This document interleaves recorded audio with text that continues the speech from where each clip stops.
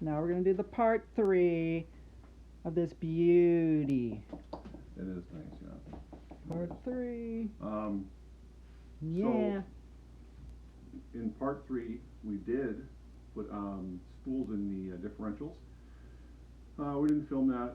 It's not a very complicated thing. Basically, everything comes out of the spool, and the locker goes in with the 2 sleeves, and you put some grease in there for lubrication, and so everything's locked. Some guys don't agree with that. I saw recently a YouTube where the guy said the spool ripped apart the plastic differential housing. I've never had that problem because we're speedrunners. So we're not like flooring it like a drag race. We're just rolling into it nice and softly. Never had a problem. But anyway, so the spools were in, and then we rebuilt all 4 shocks because I wanted to set my ride height with the hoons. I'm going to run the hoons initially, so you can't really set the ride height unless you have the body on, and you're going to think about the road you're going to use and how much clearance you want. So to me, this is more than enough clearance to clear pebbles and rocks where we run, and to give it a bit of a rake down for aerodynamics. So they can just judge themselves where they're running it. Yeah, if you're in a real bumpy right? surface, you might need more, and if you're in a really super nice, smooth asphalt road, you could even lower this car some more. The thing could sit down. But at least it's not going to catch that much wind, which is what we're going to deal with probably in number 4, the shocks. So we, in the old days, our first way we used to lower shocks was with field tubing.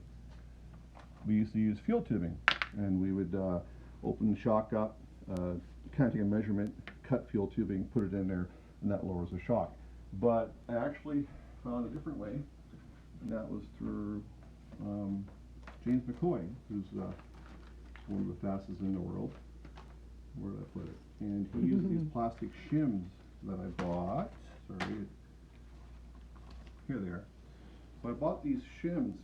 They're 6.32 nylon washers, and they're about 2 millimeters thick each.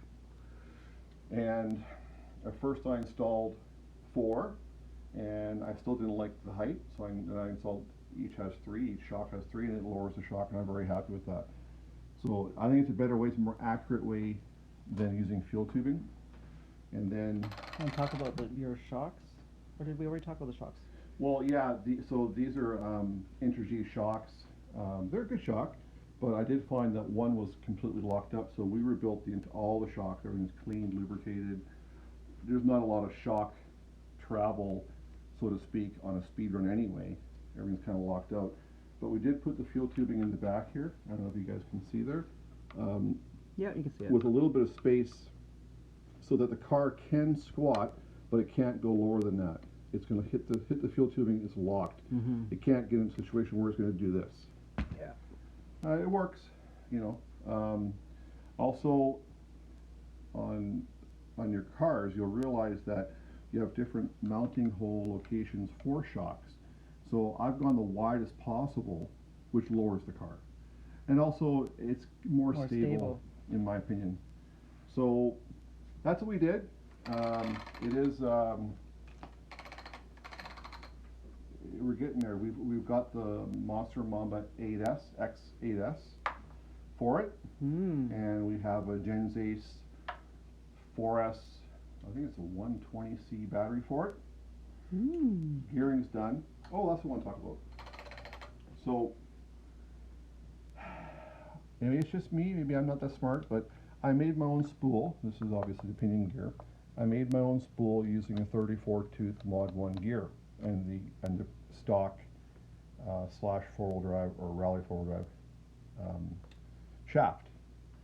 So it took me quite a while to play with this because when the motor's not installed, the pinion should not be able to move forward or back. It should be in one location, kind of locked. So I had to, do I put 2 spacers in the back? Do I put a spacer in the front? I had to play with that. It took me quite a while, a little frustrating, to get it to the point where it's locked, it can't move, and everything's free. So that's one of the things with the car is that you don't want things to be locked up. Any binding, any that is just going to take away speed. So that's where we are. We have the ESC is in, the battery's in. We'll pick those up. Install. From where? Oh, sorry, yes, from our favorite RC pit stop. They all came in now, so we'll do that. And then it's a matter of wiring. And I'm going to be using my fly sky transmitter, receiver. And we're good to go. Now, part 4, we'll talk about body.